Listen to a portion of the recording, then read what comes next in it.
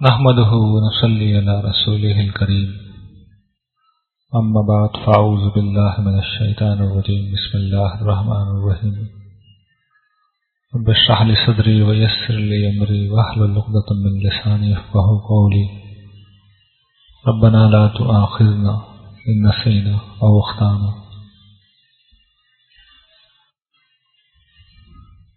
سورہ قاف سے شروع ہونے والی صورتوں کے اس گروپ کا یہ چوتھا جوڑا ہے۔ موضوع یہی تھا کہ سزا و جزا کیا ہے، اس کی تفصیلات کیا ہیں۔ سورہ واقعہ تک زیادہ تر زور سزا جزا پہ رہا۔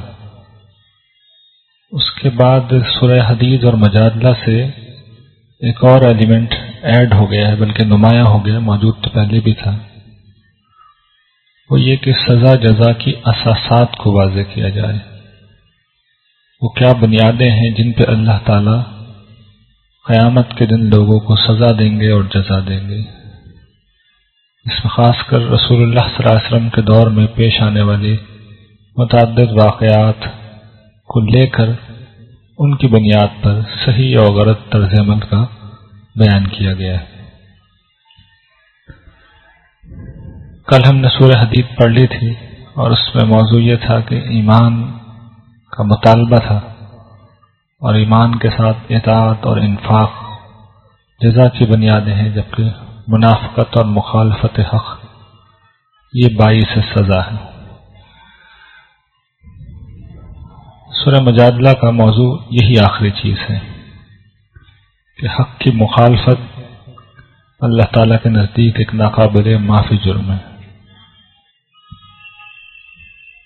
اس صورت کا آغاز ایک واقعے سے ہو رہا ہے۔ خولہ بنت ثعلبہ ایک صحابیہ تھی، اوس بن ثابت انصاری کی اہلیہ تھی۔ عرب کے ظاہری دستور کے مطابق ان کے شوہر نے ان سے یہ کہہ دیا تھا کہ انتی علیہ کا ظہر امی، ایک بہودہ کلمہ تھا جس میں یہ کہا جاتا تھا کہ تم گویا کہ میری ماں کی طرح ہو، اپنی بیوی کو یہ کہا جاتا تھا۔ بہودہ بات ہے، لیکن عربوں کے ہاں اس کے نتیجے میں ایسی سخت طلاق ہو جاتی تھی کہ جس کے بعد رجوع بھی نہیں ہو سکتا تھا۔ اسے بار بار شکوہ کرنے لگیں، اللہ سے دعا کرنے لگیں، حضور سے کہنے لگیں کہ کوئی راستہ بتائیے، میرے بچے چھوٹے ہیں، گھر برباد ہو جائے گا۔ اس پہ اللہ تعالیٰ نے اسی وقت یہ جواب دیا کہ اللہ نے اس خاتون کی یہ بات سن لی ہے جو تم سے جھگڑا کر رہی تھی۔ یہ ایک محبت کا انداز ہے۔ اللہ تعالیٰ اہل ایمان سے ان کی اس طرح کی باتوں کو اپنے اوپر ایک حق سمجھتے ہیں کہ ان کے بندے ان کے پاس آئیں، ان سے صحیح بات معلوم کریں، گڑ گڑائیں ان کے حضور۔ تو اللہ تعالیٰ نے بھی اسی محبت سے جواب دیا کہ اپنے شوہر کے بارے میں تم سے جھگڑا کر رہی تھی اور اللہ سے فریاد کر رہی تھی، اور اللہ تم دونوں کی گفتگو سن رہا تھا، وہ سننے والا ہے اور سب دیکھنے والا ہے۔ اور پھر یہ بتایا کہ یہ بالکل بےہودہ بات ہے، منکر بات ہے، اور جو لوگ یہ کام کر گزرے ان کے لیے کفارہ یہ ہے کہ بیویوں کو پاس جانے سے قبل وہ غلام آزاد کریں، یہ نہ ہو تو 2 مہینے کے متواتر روزے رکھیں، یہ ممکن نہ ہو تو 60 مسکینوں کو کھانا کھلائیں۔ اور یہ اللہ کی حدود ہے، ان کی پابندی ہونی چاہیے، اور جو لوگ حدود کو پامال کریں وہ کافر ہیں، اور ایسے کافروں کے لیے دردناک عذاب ہے۔ یہی پھر آپ کے علم میں ہے کہ رسول اللہ صلی اللہ علیہ وسلم نے روزہ توڑنے کی جو کفارہ ہے اسی کو مقرر کر دیا۔ غالباً جو آپ کے زمانے میں واقع ہوا وہ یہی تھا کہ بیوی کے پاس جانے کی بھی پابندی ہوتی ہے، اور یہاں پہ بھی وہی مماثلت پائی جاتی ہے، تو اسی کو کفارہ پھر روزہ توڑنے کا بھی بنا دیا گیا ہے۔ لیکن اہم بات اس میں کہی گئی ہے کہ اللہ کی حدود توڑنا یہ کوئی چھوٹی چیز نہیں ہوتی، لیکن شرط یہ ہے کہ وہ حدود اللہ نے بنائی ہوں۔ ہمارے یہاں بدقسمتی سے بہت سی حدود انسان بناتے ہیں اور وہ کہہ دیتے ہیں اللہ کی حدود ہے۔ پہلے اس پہ تحقیق کر لیں کہ جن حدود کو حدود کہا جا رہا ہے وہ اللہ کی ہیں بھی یا نہیں ہے۔ یہ بھی میں آپ لوگوں کو توجہ دلا دوں، ایک بڑا سانحہ ہے کہ ہم مسلمان یہ سمجھتے ہیں کہ ہم مسلمانوں کے یہاں پیدا ہو گئے ہیں تو اب ہم صرف عمل کے امتحان میں، ہمارا فکر کا کوئی امتحان نہیں ہے. یعنی ہمیں جتنی بھی آزمائش ہے وہ عمل صالح کی ہے، ایمان کی نہیں ہے. تو پھر مجھے بتائیے کہ ایک عیسائی کا کیا قصور جو عیسائیوں کے یہاں پیدا ہو گیا، یہودی کا کیا قصور، ہندو کا کیا قصور؟ ہم مسلمانوں کی اگر پیدا ہو گئے ہیں تو اس کا مطلب یہ نہیں کہ فکر کی آزمائش میں اور فکر کے امتحان سے ہمیں آزادی مل گئی ہے. ہمیں مسلمانوں کے یہاں پیدا ہونے کے باوجود حق کو تلاش کرنے کی جد و جہد کرنی ہے، یہاں تک کہ ہمارا دل مطمئن ہو جائے کہ جو ایمان اب مجھے حاصل ہے یہ میرے اماں ابا کا، میرے جو قریب کے علماء ہیں ان کا نہیں ہے، بلکہ اللہ تعالی کی طرف سے اسے سند حاصل ہے. جس بنیاد پہ میں اپنی بیٹی کا رشتہ کرتے ہوئے ہونے والے داماد اور اس کے خاندان سے مطمئن ہونا چاہتا ہوں، کم سے کم اتنی کوشش میں اپنی آخرت کے لیے، اپنے ایمان کے لیے کر لوں، اور اپنا ایمان، اپنا اعتقاد، اپنے نظریات کے بارے میں بھی یہ اعتماد پیدا کر لوں کہ جہاں میں کھڑا ہوں وہ اصل میں اللہ تعالیٰ نے کہا. قیامت کے دن آپ جا کے اللہ تعالیٰ کو یہ جواب تو نہیں دے سکتے کہ یہ میرے والدین نے کہا تھا مجھ سے اور یہ فلاں فلاں عالم نے کہا تھا. ذاتی اطمینان ہونا چاہیے. ظاہر ہے کہ آدمی کہیں سے آغاز کرتا ہے اور اطمینان انسان کا رہتا ہے، لیکن جب بھی کوشچن مارک آ جائے تو تحقیق ضرور کر لینی چاہیے. تعصب کے ساتھ کوئی نجات نہیں ہوتی، نجات ہمیشہ تحقیق کے ساتھ ہوتی ہے. پھر وہ کہتے ہیں کہ جو لوگ اللہ اور اس کے رسول سے محاذ آرائی کر رہے ہیں، ایک رویہ تھا مجادلہ، ایک ہے محادہ. مجادلہ تھا جھگڑنا، شکایت کرنا اللہ سے جا کے، ایک ہے اس کو اللہ نے پسند کر لیا. لیکن یہ محادہ جو ہے، یہ جو اللہ اور اس کے رسول کے خلاف جنگ ہے، محاذ آرائی ہے، اس کے بارے میں فیصلہ یہ ہے کہ یہ لوگ ذلیل ہوں گے جس طرح ان سے پچھلے لوگ ذلیل ہوئے. اور قیامت کے دن اللہ انہیں اٹھائے گا اور ان کا ایک ایک عمل انہیں بتا دے گا. لوگ کر کے بھول جاتے ہیں، اللہ تعالیٰ کہتے ہیں کہ میں نے سب دن رکھا ہے، سب کا احاطہ کر رکھا ہے، میں ہر چیز پہ گواہ ہوں. اور تم 3 لوگ کوئی سرگوشی نہیں کرتے مگر چوتھا اللہ ہوتا ہے، اور کوئی 5 لوگ سرگوشی نہیں کرتے مگر چھٹا اللہ ہوتا ہے، نہ اس سے کم نہ زیادہ. تو یہ مت سمجھو کہ اللہ کو کچھ پتہ نہیں ہوتی، اسے سب پتہ ہوتی ہے اور سب بتا دے گا. وہ یہ کس کی تمہید مان رہے ہیں کہ یہ جو محاذ آرائی کرتے تھے منافقین مسلمانوں کے خلاف، تو نجوہ یعنی سرگوشیاں، کانا پھسی ان کا ہتھیار تھا. اسی سے یہ اپنے پروپیگنڈے کو پھیلاتے تھے، حضور و صحابہ کی تحقیر کرتے، ان کی تذلیل کرتے، ان کا مذاق اڑاتے، اور جب ان سے کچھ کہا جاتا تو فوراً قسم کھاتے کہ ہم نے تو یہ نہیں کہا.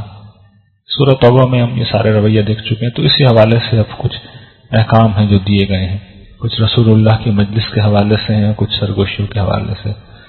اس کی ممانعت کر دی گئی ہے کہ ظلم، تعدی، حق تلفی مبنی کوئی ایسا کام جائز نہیں ہے.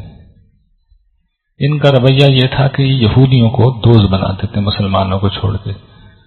تو اللہ تعالیٰ کہتے ہیں کہ تم نے ان لوگوں کو دیکھا ہے جو اللہ کے مغضوب لوگوں کو اپنا دوست بناتے ہیں، اور تم سے ملتے ہیں تو کہتے ہیں ہم تم میں سے ہیں، اور اس کے اوپر جھوٹی قسمیں بھی کھاتے ہیں. اور پھر اللہ تعالیٰ کہتے ہیں کہ ان جھوٹی قسموں کو انہوں نے اپنی ڈھال بنا رکھا ہے، اور اس طرح یہ اللہ کے راستے سے رک رہے ہیں. یہ منافقین کا رویہ تھا. تو بتاتے ہیں کہ یہ اصل میں شیطانی طریقہ کار ہے. یہ لوگ شیطان کی پارٹی بن چکے ہیں، اور شیطان کی پارٹی کو آخرکار نقصان اٹھانا ہے. اللہ کا فیصلہ کیا ہے جو اس نے طے کر دیا ہے، لکھ دیا ہے اس نے کہ میں اور میرے رسول غالب رہیں گے. یہ وہ آیت ہے جو بتاتی ہے کہ رسول کبھی بھی مغلوب نہیں ہو سکتے. رسول اللہ تعالیٰ کی براہ راست نمائندگی کرتے ہیں اور اس دنیا میں عدالت بن کے آتے ہیں، تو وہ کبھی بھی مغلوب نہیں ہو سکتے. اور اللہ تعالیٰ کہتے ہیں بے شک اللہ زبردست ہے، بہت قوت والا ہے.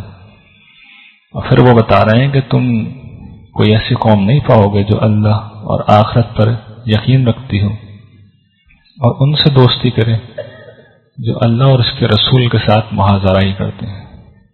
یہ ممکن نہیں ہے، چاہے ان کے قریبی رشتہ دار کیوں نہ ہو. اور پھر ان کا اجر بیان کیا گیا ہے جو لوگ حق کے خاطر ہر چیز کو چھوڑ دیتے ہیں ان کا اجر جنت، اور وہ لوگ اللہ کی پارٹی ہیں، اللہ کا گروہ ہیں، اور یہی لوگ اللہ تعالیٰ کہتے ہیں کہ فلاح پائیں گے۔ اب وہ جو آخری بات تھی اس کو اگلے جوڑے میں اللہ تعالیٰ نے موضوع بنا لیا ہے کہ اللہ اور اس کے رسول سے دشمنی اصل میں یہ بھی ایک بنیادی اساس ہے عذاب کی، اور ایسے دوستوں سے دشمنوں سے دوستی ایمان اور تقوی کے منافی ہے۔ یہ بھی ایک واقعے سے بات شروع کی گئی ہے۔ اللہ کی پاکی بولتے ہیں جو کچھ آسمانوں میں ہے، جو زمین میں ہے، اور وہ زبردست و حکمت والا ہے۔ وہی ہے جس نے اہل کتاب میں سے جو کافر ہیں ان کو ان کے گھروں سے نکال دیا پہلے حشر کے طور پہ۔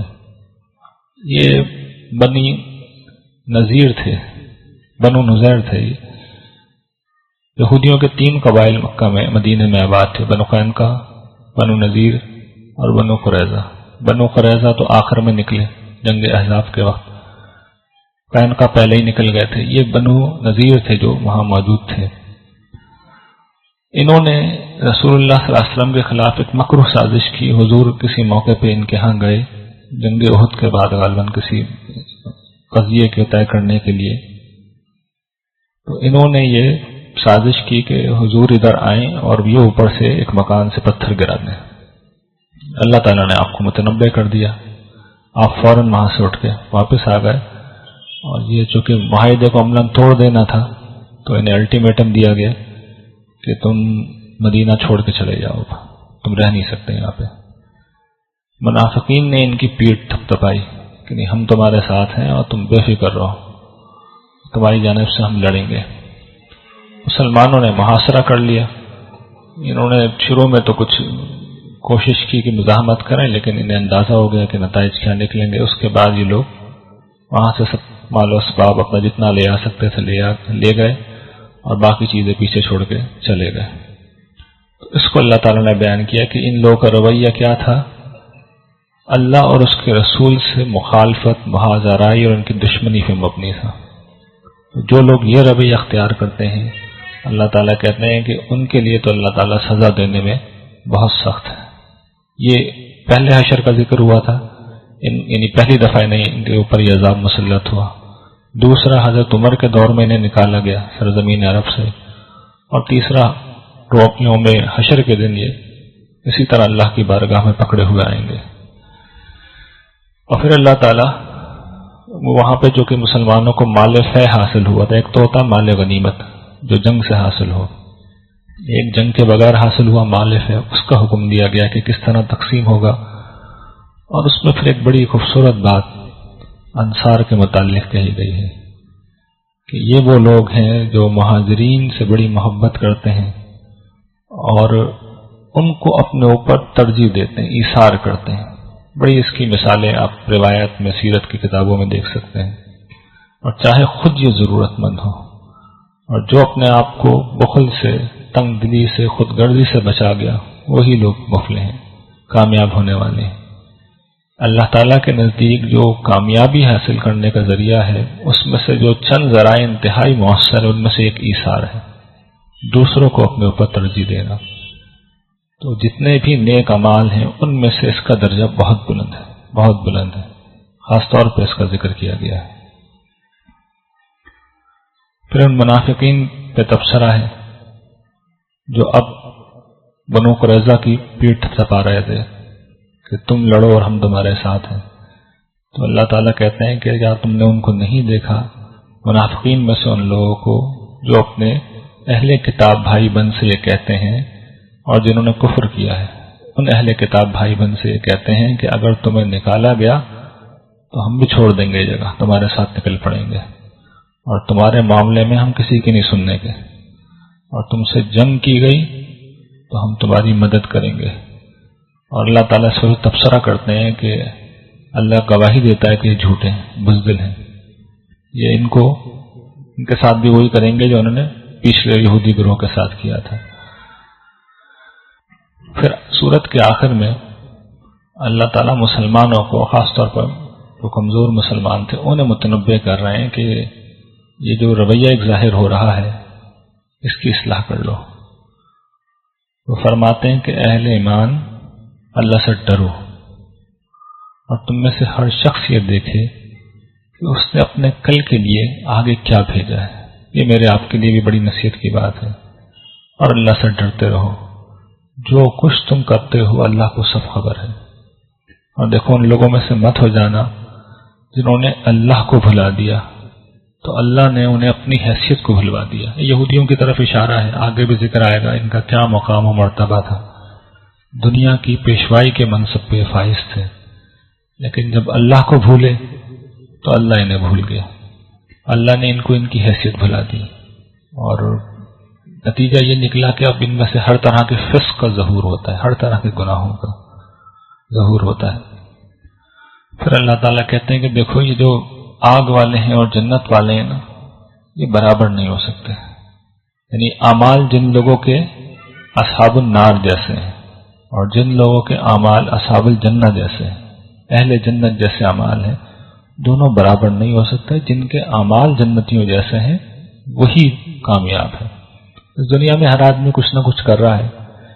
کچھ لوگ ہیں جو قرآن کی ان وعیدوں کے مطابق عمل کر رہے ہیں جو قرآن نے اہل نار کے متعلق بیان کیے، ان کا ایمان، ان کا اخلاق ان جیسا ہے، اور کچھ لوگوں کا عمل ان صالحین کا ہے جن کا قرآن میں ذکر ہوا ہے، اس اعلیٰ اخلاق کا ہے جس کا قرآن میں ذکر ہوا ہے۔ تو دنیا میں دونوں لوگ الگ الگ نظر آ جاتے ہیں، تو اللہ تعالیٰ کہتے ہیں میرے نزدیک تو آج بھی دونوں برابر نہیں ہیں، اور جب قیامت آئے گی تو جن کے اعمال جنتیوں جیسے ہوں گے وہی اصل میں کامیاب ہوں گے۔ اور پھر وہ کہتے ہیں کہ اگر یہ قرآن ہم پہاڑوں پہ اتار دیتے تو تم دیکھتے کہ یہ اللہ کی خشیت سے دب جاتا اور پاش پاش ہو جاتا۔ اور یہ مثالیں ہیں جو ہم انسانوں کے لیے بیان کر رہے ہیں تاکہ ہم انسان سوچیں، یعنی اللہ تعالیٰ نے جس طریقے سے قرآن کریم میں لوگوں کو سمجھایا ہے، جتنا مکالمہ کیا ہے، جتنے دلائل دیے ہیں، یقین کیجئے اگر کوئی انسانی سطح پہ آ کے ہم سے گفتگو کرتا نا تو اس سے کچھ کم ہی کرتا۔ آخری درجے میں جو سمجھایا جا سکتا ہے وہ سمجھایا ہے، اور کہاں اللہ تعالیٰ کا مقام، کہاں اس کی حیثیت اور کہاں انسانوں کی اوقات۔ لیکن دیکھیے کتنا اللہ نے کرم کیا۔ تو اللہ تعالیٰ کہتے ہیں کہ اس کی ہستی، اس کی عظمت، اس کی بلندی اس ذات سے اس کلام کا صدور ہو رہا ہے، تو اگر یہ سارا مکالمہ پہاڑوں کے ساتھ ہو جاتا تو پہاڑ خوف الہی سے پھٹ جاتے، لیکن انسانوں کو دیکھیں انہیں کوئی فرق ہی نہیں پڑتا۔ اور پھر سورت کے آخر میں اللہ تعالیٰ نے اپنا تعارف کرا دیا کہ میں کون ہوں اور کیا میری حیثیت ہے، یہ اس کی صفات کا تعارف ہے۔ یہ سورہ ممتحنہ ہے۔ پچھلی سورت میں تو اہل کتاب سے تعلقات پہ روکا گیا تھا، اور اس سورت میں کفار سے تعلقات پہ تنبیہ ہے۔ صلح حدیبیہ کے بعد مسلمانوں کے ریلیشن شپ نسبتاً اچھے ہو گئے تھے کفار سے، تو بعض مسلمان ذرا کمزور بھی تھے یا بعض ان کی کچھ مجبوریاں تھیں، تعلقات تھے، رشتہ داریاں تھیں، بھائی بہن تھے، ماں باپ تھے، تو کچھ ایسا رویہ ظاہر ہو رہا تھا جس میں محسوس ہی ہوتا تھا کہ اہل ایمان سے زیادہ ان سے اب تعلقات اور محبت قائم ہو رہی ہے، تو اس پہ اللہ نے اس صورت میں توجہ دلائی ہے۔ وہ کہتے ہیں کہ اے ایمان والو، میرے دشمنوں کو اور اپنے دشمنوں کو اپنا کارساز، اپنا ولی، اپنا دوست مت بناؤ۔ یہ ایک واقعہ بھی آتا ہے، حضرت عاطف ایک صحابی تھے، انہوں نے کوئی خط لکھا تھا جس میں یہ بتا دیا تھا کہ حضور اب مکہ پہ حملہ کرنے والے ہیں، تو اس کی طرف بھی مفسرین نے اشارہ کیا، لیکن بالعموم یہ ایک عمومی رویہ اس وقت سامنے آ رہا تھا، تعلقات ہو رہے تھے، تو اس پہ اللہ تعالیٰ نے توجہ دلائی ہے کہ ان کے جرائم دیکھو، ان کا رویہ دیکھو، انہوں نے تمہیں گھر سے نکالا، حضور کو گھر سے نکالا، یعنی مکے سے نکالا، اور اب تم ان کے ساتھ تعلقات قائم کرنے جا رہے ہو، تو یہ معاملہ بھی ختم نہیں ہوا ہے۔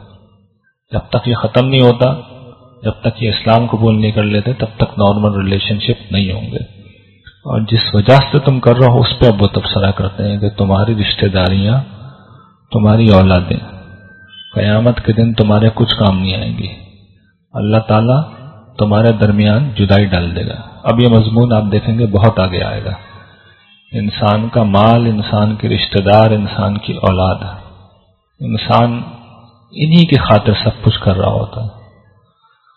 اللہ تعالیٰ جگہ جگہ یہ بیان کریں گے کہ اللہ تعالیٰ ان کو دشمن بنا دیں گے قیامت کے دن۔ ماں باپ، بہن بھائی، میاں بیوی، سارے رشتہ دار بھاگ جائیں گے، اس روز شکل دیکھیں گے اور فرار ہو جائیں گے، بلکہ خود یہ کہیں گے کہ اللہ میاں یہ میرا بیٹا، اس کو لے جائیے، مجھے چھوڑیے۔ اتنا سخت دن ہوگا، اور انہی کے خاطر آدمی اللہ تعالیٰ کی مخالفت مول لیتا ہے، اس کی نافرمانی کرتا ہے، اس پہ توجہ دلا رہے ہیں اللہ تعالیٰ۔ اور پھر وہ بتاتے ہیں کہ بہترین اسوہ تو ابراہیم کا ہے۔ ابراہیم علیہ السلام کو اسوہ یہ تھا کہ جب انہوں نے واضح کر دیا اپنے باپ پہ کہ وہ گمراہی پہ کھڑے ہوئے اور باپ باز نہیں آیا، تو وہ چھوڑ کے چلے آئے، ہجرت کر لی انہوں نے۔ ایک دعا کا تعلق تھا، لیکن جب ان پہ واضح ہو گیا کہ یہ بالکل ہی کافر ہے تو دعا بھی چھوڑ دی۔ تو اللہ تعالیٰ کہتے ہیں کہ عام لوگوں سے میں منع نہیں کر رہا تعلقات کو، لیکن جن لوگوں کا رویہ ہی دشمنی پہ مبنی ہے، اللہ اور اس کے خلاف ہے، ان کے خلاف میں روک رہا ہوں، ان کے بارے میں روک رہا ہوں۔ پھر اسی زمانے میں، کیونکہ یہ وہ زمانہ تھا جب اسلام پھیل بھی رہا تھا، تو یہ تنبیہ بھی نئے مسلمانوں کو اکثر و بیشتر تھی، جن کا ایک آدھ خاندان کا شخص مسلمانوں میں آ گیا اور باقی پیچھے رہ گئے۔ اسی زمانے میں مسلمان ہو کر بہت سی کفار خواتین مکے آ رہی تھیں، تو ان کے بارے میں خاص طور پہ یہ کہا گیا کہ جب تمہارے پاس مومن عورتیں ہجرت کر کے آئیں تو تحقیق کر لیا کرو۔ اور تحقیق روایات میں آتا ہے، حضور پوچھتے تھے شوہر سے ناراض ہو کے تو نہیں آئی، اور سیر سپاٹے کے شوق میں تو نہیں آ گئی ہیں، تو تحقیق کی جاتی تھی پوری، کس مقصد سے آئی ہیں۔ اگر ایمان ثابت ہو جاتا تھا تو پھر حکم یہ تھا کہ اب میاں بیوی کے ریلیشن شپ ختم، کافر شوہر ادھر، ان کا یہاں کہیں نکاح ہو جائے گا، اور اگر کوئی خواتین ایسی ہیں جو کافر ہیں، مسلمان مر جائیں، تو حکم دیا گیا کہ اپنی کافر بیویوں کو چھوڑ دو، ان کے مہر تم ان کو دے دو، ان سے مہر ان کے لے لو، ختم کرو ریلیشن شپ۔ یعنی اب معیار صرف ایمان ہونا چاہیے۔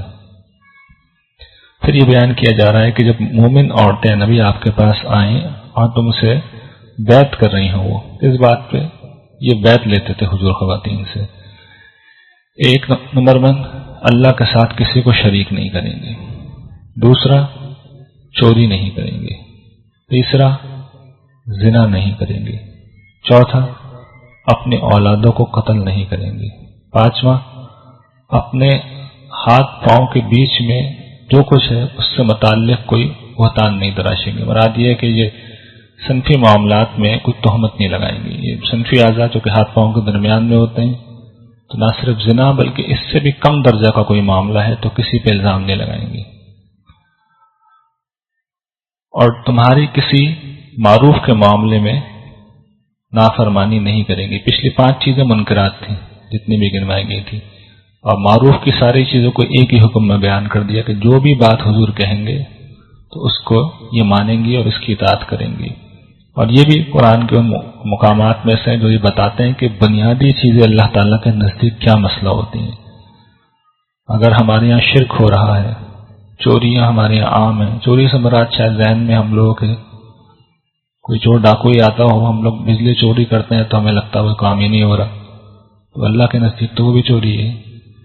تو یہ ساری چیزیں، زنا کتنا عام ہے، قتل اولاد چلیے نہ صحیح، لیکن اس میں جو اسپرٹ ہے وہ ضرور ابھی بھی موجود ہے۔ اصل میں یہ عدم توکل کی اسپرٹ تھی، رزق کہاں سے آئے گا، تو توکل آج بھی ہم میں نہیں ہے۔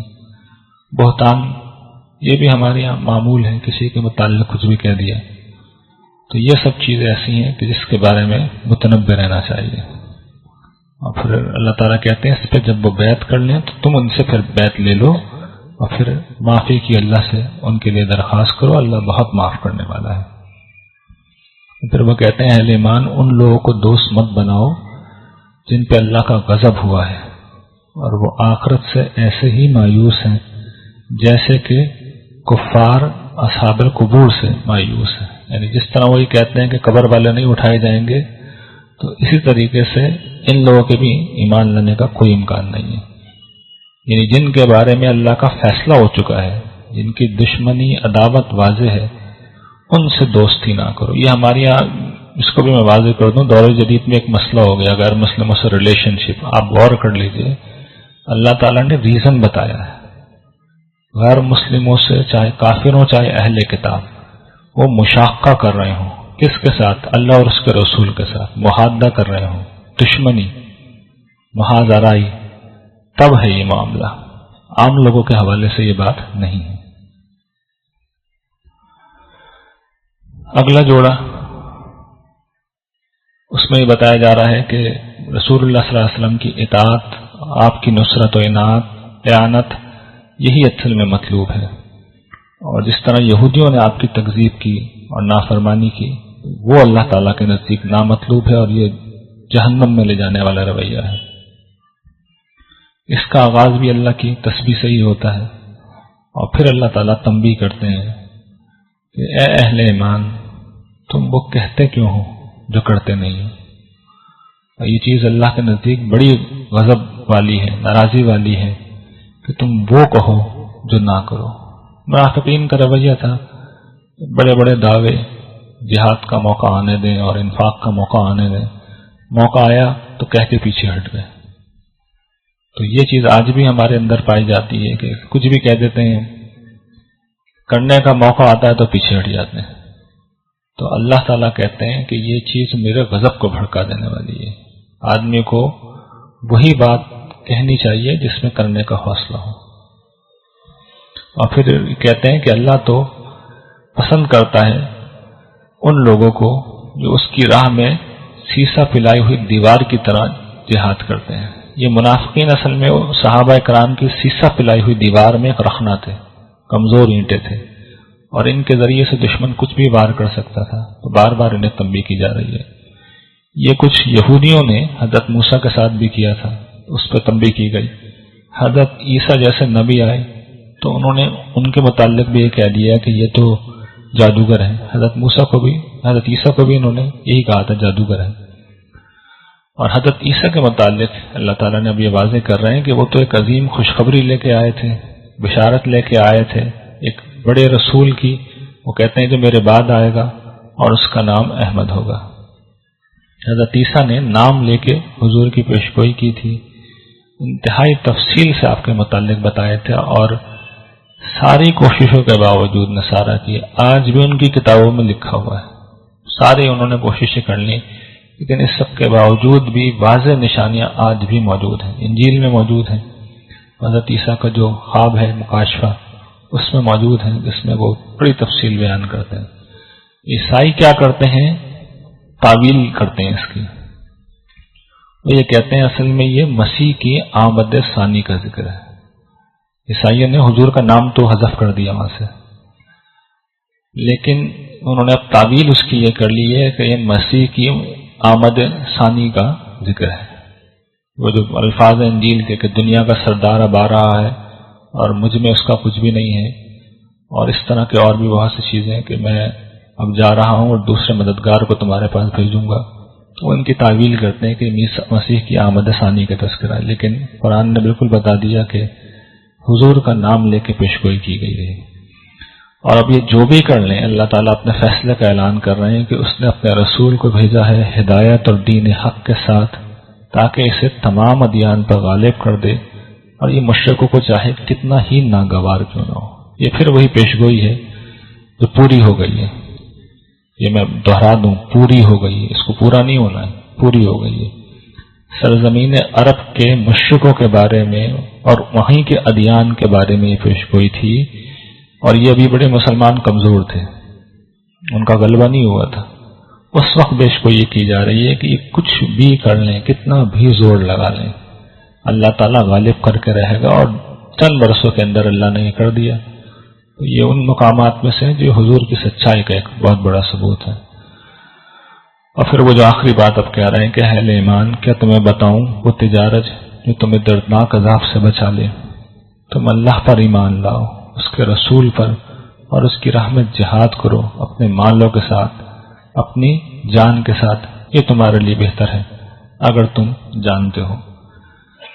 اور پھر مسلمانوں کی ایک فطری خواہش تھی، بتا دیا گیا تھا انہیں کہ مکہ بھی فتح ہو جائے گا، تو اس کی طرف اشارہ کر کے کہتے ہیں دوسری چیز جو تمہیں پسند ہے نصر من اللہ و فتح، اللہ کی مدد اور فتح آئے قریب، وہ بھی قریب ہے، بالکل قریب ہے، تو اطمینان رکھو۔